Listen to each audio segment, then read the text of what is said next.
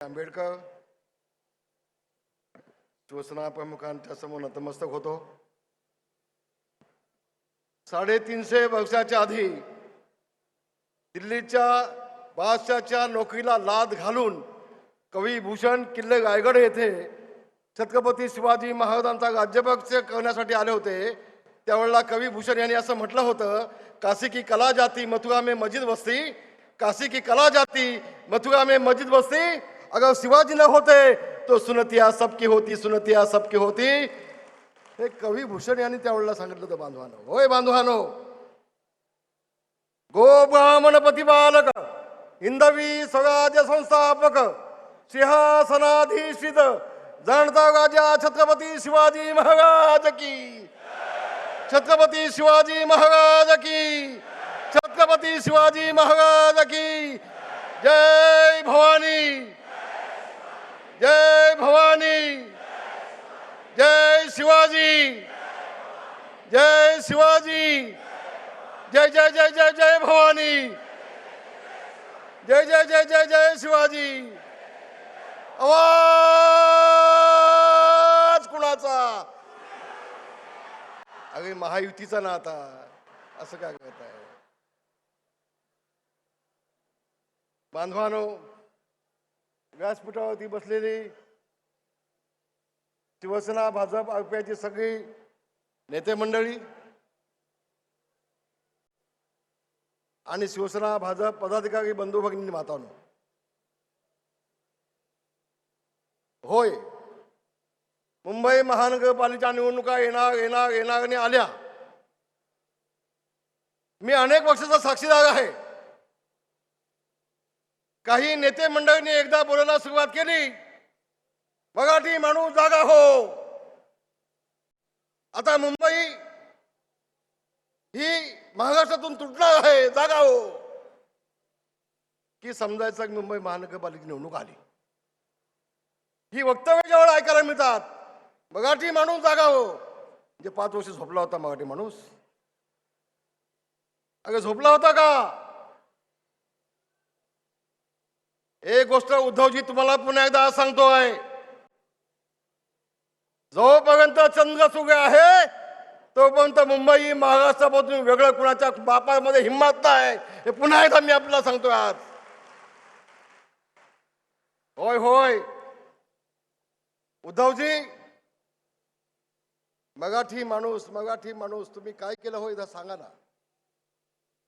एकदा आमने सामने होणं जाऊ द्या.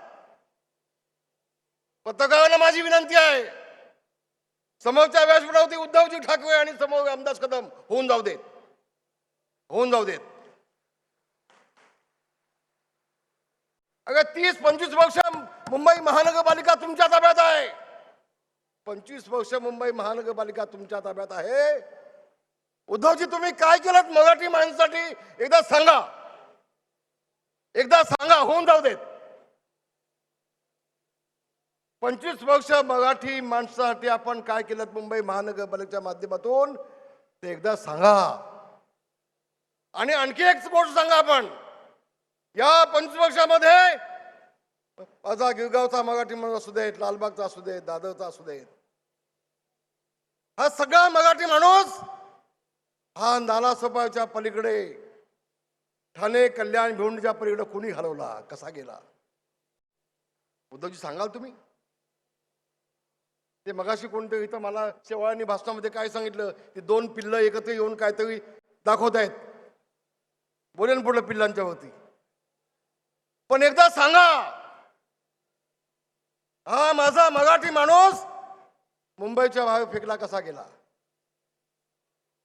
आज सगळ्या ठिकाणी मोठमोठ्या 50 माळ्याच्या बिल्डिंगी, 52 माळ्याच्या बिल्डिंगी, 60 माळ्याच्या बिल्डिंगी उभ्या आहेत. त्यामध्ये मराठी माणूस कुठे आहे? दाखवा, दाखवा, एकदा होऊन जाऊ देत. हे सगळ्याच्या योजना मगाशी त्या उल्लेख केला गेला. होय, बांधकामाची देखील आहे, शासकीय वसाहत देखील आहे, सांताक्रूझची देखील आहे, विलेपार्ल्याची देखील आहेत. 8-8, 10-10 हजार लोकांना तुम्ही बिल्डिंगांच्या घशामध्ये झोपडपट्ट्या टाकल्यात एसआय योजनेच्या माध्यमातून. आणि 10 वर्ष त्यांना साधा 1 वर्षाचा मानधन देखील नाही, भाडं देखील नाही. हे सगळा माणूस गेला ना, कुणी घालवला? उद्धवजी कोणी घालवला सांगा ना. एसआयच्या योजना कोण आहेत? पार्टनर कोण आहे त्यामध्ये? भागीदार त्यामध्ये कोण आहेत? हो, माझ्याकडे सगळे कागदपत्र आहेत. होऊ दे समोर एकदा. आणि म्हणून उद्धवजी 2 भाऊ नाही, आणखीन 2-5 भाऊ आले ना तरी आता मुंबईचा मराठी माणूस तुम्हाला मत देणार नाही, हे मी आज ठणकावून सांगण्यासाठी उभा आहे. होय, ठणकावून सांगण्यासाठी उभा आहे मी. मराठी माणूस, या देशाचे पंतप्रधान नरेंद्रजी मोदी साहेब, त्यांनी मराठी माणसेला अभिजात दर्जा दिला.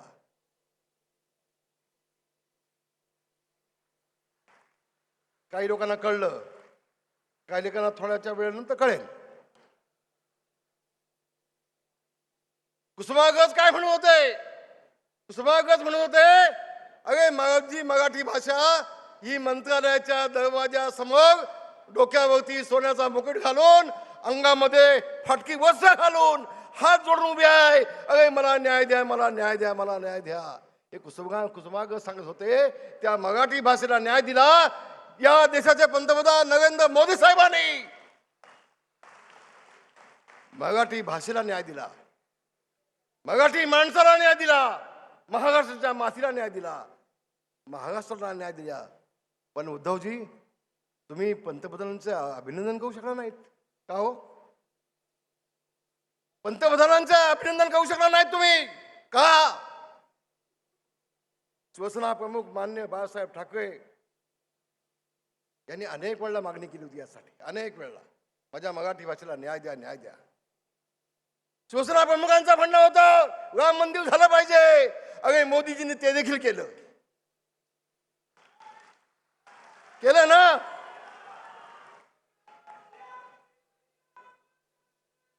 जय हो, जय हो. ठीक बा, ठीक बा, ठीक बा, ठीक बा, ठीक बा. होय बांधवानो, शिवसेना प्रमुख माननीय बाळासाहेब ठाकरे यांचं स्वप्न होतं राम मंदिर झालं पाहिजे. शिवसेना प्रमुखांचं स्वप्न होतं हे 370 कलम जे काश्मीरचं आहे ते निघालं पाहिजे आणि काश्मीर या देशाचा भाग झाला पाहिजे. मोदी साहेबांनी ते केलं, मोदी साहेबांनी ते केलं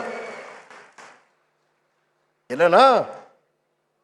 अरे भावांनो, मग त्या उद्धवजींना सांगा ना, हे शिवसेना प्रमुखांचं स्वप्न होतं. शिवसेना प्रमुखांचं स्वप्न साकार केलं या देशाचे पंतप्रधान नरेंद्र मोदी साहेबांनी. त्यांचं अभिनंदन करू शकत नाही तुम्ही?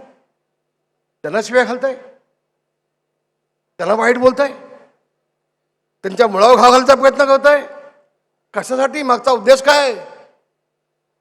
आणि म्हणून उद्धवजी, तुम्ही तुमचं आत्मपरीक्षण केलं पाहिजे. 100 सोना की 1 लोहा की, एकनाथ शिंदेने एकच घाव घातला आणि तुमचा सत्यानाश करून टाकला, तुम्हाला संपवून टाकला. अगं एकनाथ शिंदेनी जो निर्णय घेतला, 35 देशांनी त्याचं स्वागत केलं, 35 देशांनी स्वागत केलं. उद्धवजी, वेळ तुमच्यावरती का आली, का आली? अगं चांगल्याला चांगलं म्हणा. एखादी आपल्या देशाच्या पंतप्रधानाने चोख उत्तर पाकिस्तानला दिलं, चोख उत्तर दिलं, तरी पण काय इल्लं काही नाही. तुम्हाला झाले काय? तुम्हाला नेमकं हवं काय? मला मोठं आश्चर्य वाटतं उद्धव, तुमचं मोठं आश्चर्य वाटतंय.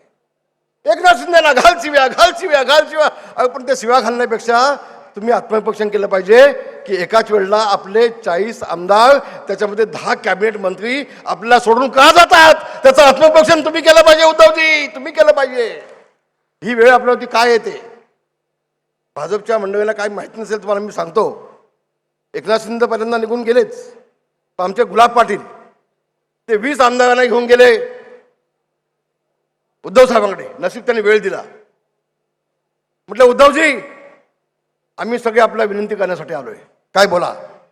आपण युतीमध्ये लढलो, आपण शिवसेना भाजप युतीमध्ये लढलो, मग तुम्ही पुन्हा काँग्रेसला सोडून आपण भाजपमध्ये जाऊया, भाजप सोबत जाऊया. काय उत्तर दिलं उद्धवजींनी? उठा, गेट आउट, गेट आउट, चालते व्हा, तुम्ही पण चालते व्हा. गुलाब पाटलांना आणि 20 आमदारांना तुम्ही गेट आउट केलं, चालतं केलं, आणि मग 50 खोके ओके, 50 खोके ओके कशासाठी? मग काय चूक का केली आमदारांनी? ज्या शिवसेना प्रमुखांनी सांगितलं होतं, शिवाजी बागच्या जाहीर सभेमध्ये सांगितलं होतं शिवसेना प्रमुखांनी, अरे बाबांनो, ज्या दिवशी काँग्रेस सोबत जाण्याची मला वेळ येईल त्या दिवशी शिवसेना नावाचं माझं दुकान मी बंद करून टाकेन. हे शिवसेना प्रमुखांची घोषणा होती. शिवसेना प्रमुखांनी जाहीरपणे सांगितलं होतं, काँग्रेसमध्ये जाण्याची वेळ येईल, सोबत जाण्याची वेळ येईल, माझं दुकान मी बंद करून टाकेन शिवसेना नावाचं. त्या काँग्रेस सोबत तुम्ही जाताय, शिवसेना प्रमुखांच्या विचाराला मोठमाती देत आहे आणि पुन्हा एकनाथ शिंदेला शिव्या घालताय का? ते भाजपसोबत गेले म्हणून. आज वाजपेयी साहेब नाही आहेत, आज अडवाणी साहेब नाही आहेत, आज मुंडे साहेब नाही आहेत, आज दत्ताजी साळवी नाही आहेत, आज नवलकर साहेब नाही आहेत, दत्ताजी नलावडे साहेब नाहीत, आज मनोज जोशी नाहीत, आज सुदीप जोशी आज नाही आहेत. हे सगळे शिवसेना भाजप युतीचे साक्षीदार होते बांधवांनो. स्वतःला मुख्यमंत्री बनण्यासाठी तुम्ही शिवसेना भाजप युती तोडलीत आणि मुख्यमंत्री बनण्यासाठी काँग्रेसची साथ पकडली. मी आज दाव्याने सांगेन, उद्धवजी, होय माझी छोटी अक्कल असेल कदाचित, पण तुम्ही खूप खूप उशिरा, तुम्ही ज्यावेळेला आम्ही जेल भोगत होतो ना, तेव्हा उद्धवजी तुमची फोटोकॉपी चालली होती, फोटोकॉपी. तुम्ही आम्हाला खूप जुने आहात. पण एक गोष्ट मी सांगतो उद्धवजी, तुम्ही मुख्यमंत्री झाला नसतात ना काँग्रेसमध्ये जाऊन, तर शिवसेना फुटली नसती. आणि आज शिवसेना भाजपा एकत्र तुम्हाला पुन्हा एकदा अखंडपणे पाहायला मिळाली असती. चूक तुमची आहे. शिवसेना प्रमुख मुख्यमंत्री होऊ शकले असते. शिवसेना प्रमुख मान्य बाळासाहेब ठाकरे या देशाचे लोकसभेचे अध्यक्ष होऊ शकले असते. त्यांनी मनोज जोशींना अध्यक्ष केला. अगे नारायण राणे सारख्या सुपुत्र बसलेत, त्यांना मुख्यमंत्री केला शिवसेना प्रमुखांनी. शिवसेना प्रमुख कधी निवडणूक लढले नाहीत. शिवसेना प्रमुखांनी कधी कुठलं पद घेतलं नाही. आमच्यासारख्या सर्वसामान्य कार्यकर्त्याला असामान्य महत्व प्राप्त करून देण्याचं काम माझ्या शिवसेना प्रमुखांनी केलं. तेच काम तुम्ही केलं असतात ना, तेच काम तुम्ही केलं असतात. रिमोट कंट्रोल तुमच्या हातात ठेवला असतात. तुम्ही एक दिवस आधी त्या मडमध्ये जी मीटिंग झाली हॉटेल विटीलमध्ये, तेव्हा तुम्ही घोषणा केलीत की उद्या मी या एकनाथ शिंदेना मुख्यमंत्री बनवतोय, मला मुख्यमंत्री व्हायचं नाही. तुम्ही घोषणा केलीत. मग उद्धवजी सांगा, एका रात्रीमध्ये असं काय घडलं? एकनाथ शिंदे बाजूला गेले आणि पटकन येऊन त्या तुम्ही मुख्यमंत्री झालात, असं एका रात्रीमध्ये काय घडलं ते एकदा महाराष्ट्र जनतेला कळू देत, समजू देत. एक तुमची चूक, हे शिवसेना प्रमुखांनी उभी केलेला पक्ष हा पत्त्यासारखा बिल्डिंग सारखा कोसळला खाली. त्याला जबाबदार एकनाथ शिंदे आहेत. तुम्ही तुमचं आत्मपरीक्षण करून बघा. आणि म्हणून मुंबई महानगरपालिका तुम्हाला हवी. मी लहान असताना गोष्टी आम्ही वाचायचो पुस्तकामध्ये, तर कुठल्या तरी राक्षसाचा जीव आहे ना, तो पोपटामध्ये असायचा. एखाद्या राक्षसाला मागत असेल तर त्याचा जीव पोपटात असायचा, असं लहानपणी आम्ही वाचायचो. आणि आता आम्हाला कळतंय की मुंबई महानगर उद्धवजींचा जीव हा मुंबई महानगरपालिकेमध्ये अडकलाय. मुंबई महानगरपालिकेमध्ये अडकलाय. काय हो?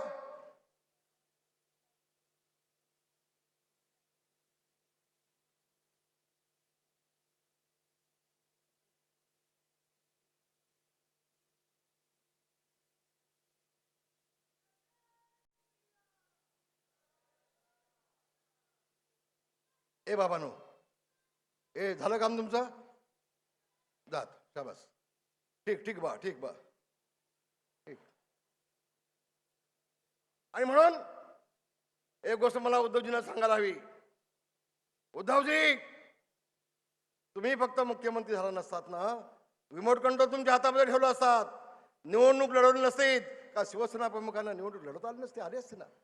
शिवसेना प्रमुख मुख्यमंत्री होऊ शकले असते. पण शिवसेना प्रमुखांनी आमच्यासारख्या सर्वसामान्य कार्यकर्त्याला संधी दिली. तुम्ही तेच काम केलं असतं, आज मराठी माणसाला न्याय मिळाला असता. आणि म्हणून एकच गोष्ट सांगेन, मला एकनाथ शिंदेचे आभार मानले पाहिजेत. सन्मान्य एकनाथ शिंदे मुख्यमंत्री असताना त्यांनी मुंबई महानगरपालिकेसाठी जे काम केलं, आज देवेंद्र फडणवीस ज्या पद्धतीने मुंबई महानगरपालिकेमध्ये विकासाच्या माध्यमातून काम होत आहे, मी आपल्या दाव्याने सांगतोय, माझा एक मित्र 15 वर्षानंतर मुंबईमध्ये आला होता, तो अवाक झाला. अरे म्हणे, रामदास भाई, या 3 वर्षामध्ये मुंबई एवढी बदलली कशी? मी म्हटलं, एकनाथजी शिंदे आणि देवेंद्र फडणवीस त्यांचं हे काम आहे,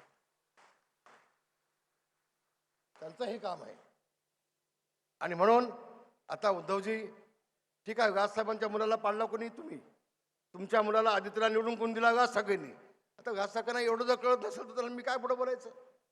मी आधी काय बोलू?